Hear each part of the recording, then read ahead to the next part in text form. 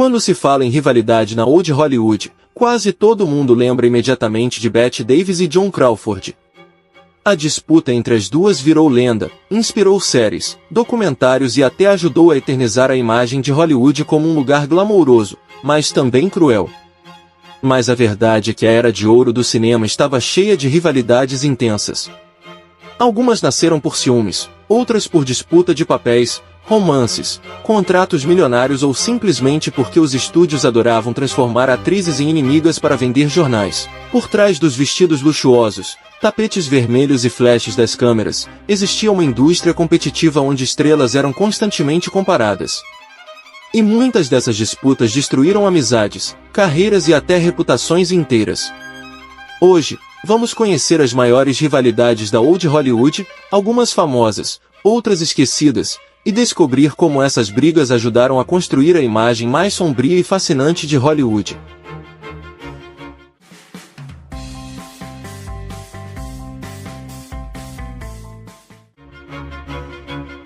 Enquanto muitas rivalidades eram criadas pelos estúdios, a disputa entre Olivia de Havilland e Joan Fontaine começou dentro da própria família. As duas irmãs cresceram competindo entre si. Segundo Joan, a mãe delas favorecia Olivia desde a infância, o que criou ressentimentos profundos. Quando chegaram em Hollywood, a situação piorou. Olivia já estava se tornando uma estrela graças a filmes como E o Vento Levou, enquanto Joan tentava encontrar seu espaço. A rivalidade explodiu de vez no Oscar de 1942. Olivia estava indicada, mas quem venceu foi Joan, por suspeita, dirigido por Alfred Hitchcock. Quando Joan subiu ao palco, Olivia tentou cumprimentá-la. Joe ignorou completamente a irmã diante das câmeras. As brigas eram tão intensas que, segundo relatos, elas discutiam até em funerais familiares. O mais impressionante é que ambas tiveram carreiras gigantescas, ganharam Oscars e entraram para a história do cinema. Mas mesmo assim, nunca conseguiram superar a rivalidade pessoal. Nos anos 1930, Hollywood tinha duas mulheres consideradas quase míticas, Marlene Dietrich e Greta Garbo. Ambas eram europeias, misteriosas, sofisticadas e extremamente populares. Os estúdios perceberam rapidamente que podiam lucrar colocando as duas como rivais. Greta Garbo era vendida como uma figura quase inalcançável. Ela raramente dava entrevistas, evitava eventos e cultivava uma imagem silenciosa e enigmática.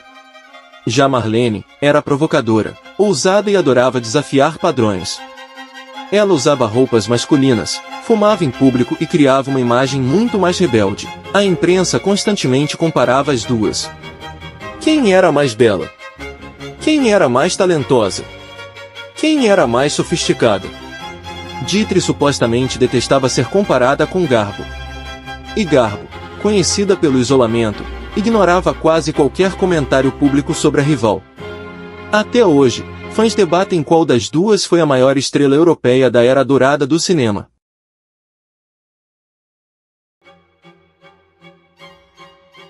A rivalidade entre Debbie Reynolds e Elizabeth Taylor começou como uma tragédia pessoal acompanhada pelo mundo inteiro. As duas eram amigas próximas nos anos 1950. Debbie Reynolds era casada com o cantor Ed Fisher, e Elizabeth Taylor era amiga do casal. Mas tudo mudou após a morte do marido de Elizabeth, Mike Todd.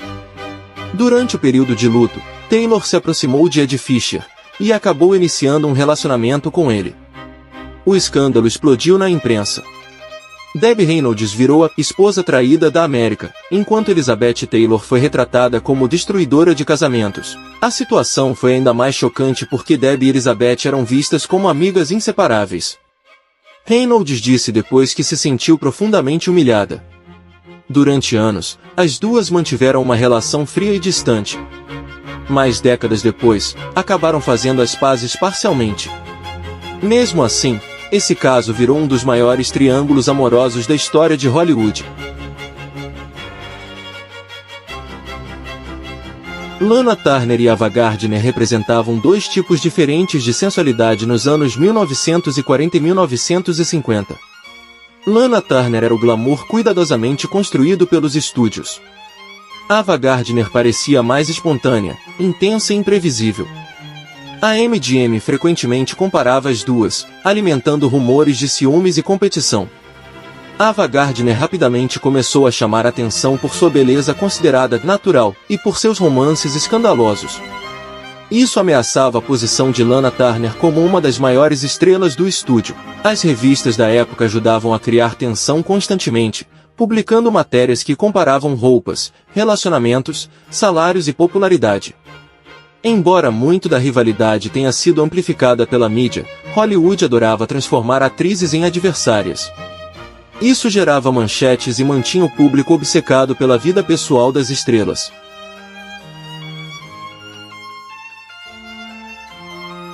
Nem todas as rivalidades da Old Hollywood envolviam atrizes.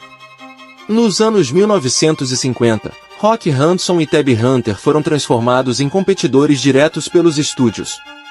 Ambos eram jovens, bonitos e símbolos masculinos da época. A indústria queria descobrir quem seria o maior galã da nova geração. A imprensa comparava constantemente os dois. Quem tinha mais fãs? Quem recebia mais cartas? Quem seria o próximo grande astro? O mais triste é que os dois viviam escondendo a própria sexualidade em uma Hollywood extremamente conservadora. Décadas depois, Tabby Hunter revelou que os estúdios manipulavam completamente a imagem pública dos atores, criando rivalidades artificiais para aumentar popularidade e lucro. Essa competição mostra como Hollywood não vendia apenas filmes, vendia personagens, romances e conflitos o tempo inteiro.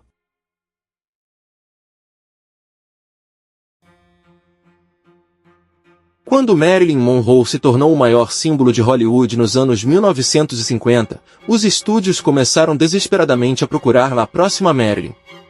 E foi assim que surgiu Jane Mansfield. Jane foi promovida praticamente como uma cópia de Marilyn Monroe, cabelos loiros, voz suave, sensualidade exagerada e personalidade provocadora. A imprensa imediatamente começou a colocar as duas em competição. Mas o problema é que Marilyn odiava essa estratégia. Ela já enfrentava enormes dificuldades para ser levada a sério como atriz, e ver Hollywood transformando outra mulher em uma substituta aumentava ainda mais sua insegurança. Jane Mansfield também sofria com as comparações constantes. Apesar de ser inteligente e talentosa, quase tudo o que ela fazia era associado a Marilyn Monroe.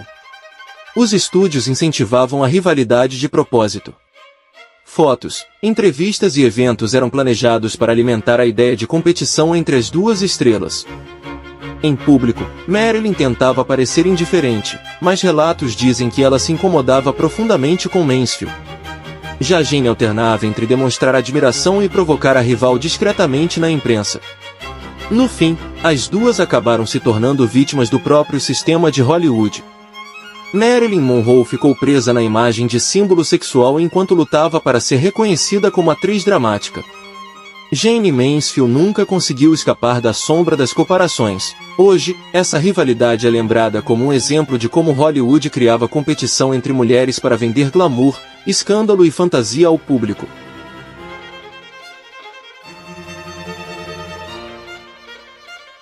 Antes mesmo de Hollywood transformar rivalidades em espetáculo, uma das relações mais turbulentas da era dourada do cinema já chamava a atenção do público: o casamento entre Vivien Leigh e Laurence Olivier.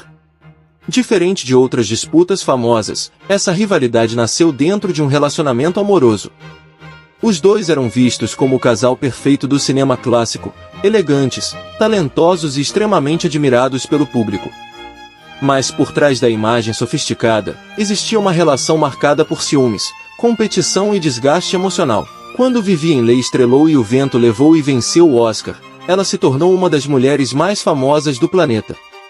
O sucesso gigantesco da atriz acabou criando uma dinâmica complicada no casamento. Olivier era considerado um ator teatral respeitadíssimo, mas muitos acreditavam que Vivien acabou se tornando ainda mais famosa do que ele.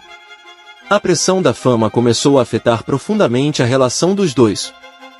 Vivien Leigh sofria graves crises emocionais e psicológicas, algo pouco compreendido naquela época. Durante períodos de instabilidade, ela podia mudar completamente de humor, tornando os bastidores extremamente difíceis. Laurence Olivier, por sua vez, começou a se afastar emocionalmente enquanto tentava preservar sua própria carreira. Com o passar dos anos, o relacionamento virou um ciclo constante de discussões, separações temporárias e reconciliações dramáticas. Hollywood acompanhava tudo com obsessão. A imprensa tratava o casal quase como personagens de tragédia romântica. Quanto mais problemas apareciam, mais curiosidade o público tinha sobre a vida dos dois. Nos bastidores, colegas diziam que o casamento era consumido pela competição artística. Ambos eram extremamente talentosos, intensos e perfeccionistas. Isso fazia com que até pequenas disputas profissionais se transformassem em conflitos enormes. A situação piorou ainda mais quando Vivien começou a enfrentar problemas graves de saúde, incluindo tuberculose e episódios cada vez mais intensos de instabilidade mental. Lawrence acabou iniciando um relacionamento com outra mulher enquanto o casamento ainda desmoronava lentamente. O divórcio dos dois, em 1960, chocou Hollywood. Para muitos fãs, parecia impossível imaginar o fim do casal mais sofisticado da era clássica do cinema. Mesmo após a separação, Olivier admitiu anos depois que Vivien Leigh foi o grande amor da vida dele. E até hoje, a história dos dois continua sendo lembrada como uma das relações mais trágicas, intensas e destrutivas da Old Hollywood.